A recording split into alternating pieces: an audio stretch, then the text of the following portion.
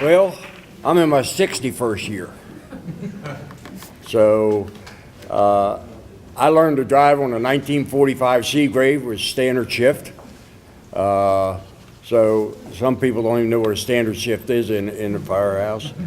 I helped tear the old original building down. That was a trip in itself to tear that old building down because it meant a lot to us. You could walk by, hit the side of the wall, the siren would go off, what have you. Our alerting system was through the CMP telephone company. People would call and give the address to the operator, and she would activate our siren from the Arbutus Exchange. So as we move forward, when we decided to build the new building, we had to make some alterations. If you've been to our building, the hall is the only thing is original as the hall. What is now the bathrooms used to be the kitchen.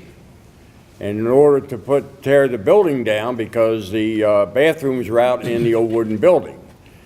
And so in order to tear that down, we had to make some alterations.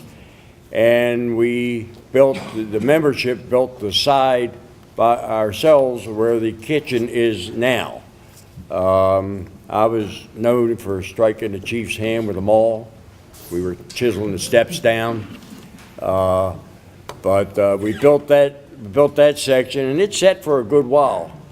There's pictures of a canvas hanging over the portion of it, but you could enter it through the hall. And that was there for several years, and then we finally got up enough to be able to put the existing front on there. There are a lot of us that helped build that building. We carried bricks. Don and myself and John Guttenauer, the three of us, pretty much grew up there at the fire station. So we helped carry bricks for it and what have you. When I mentioned the three of us, I went to John's viewing, and Peg said to me, "You're the last one standing of the three," because where you saw one, you saw the other two.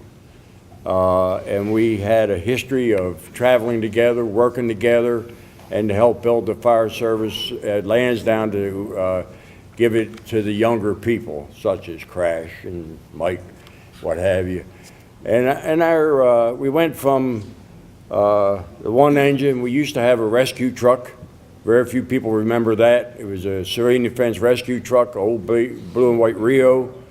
Very few people could drive it because you had to know how to drive a split rear transmission, what have you. And we'd load people into that, take them to Anne Arundel County, fight brush fires and stuff like that, because it's where you went. All the fire services got help from wherever. When we got our first cab forward engine, the 1961 Seagrave, that was the first one sold in the state of Maryland. First cab forward engine. It's still around. We call it Dino's. Guy's got it. He got that. Let me go back to the 45 Seagrave. We got that through Westinghouse Corporation. Because of the war, we couldn't buy it. So Westinghouse Corporation used to be right over here on Washington Boulevard.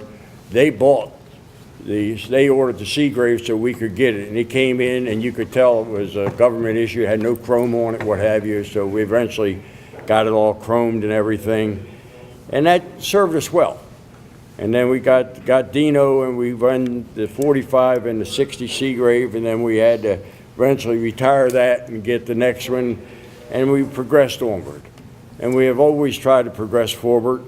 As the saying goes, lean forward.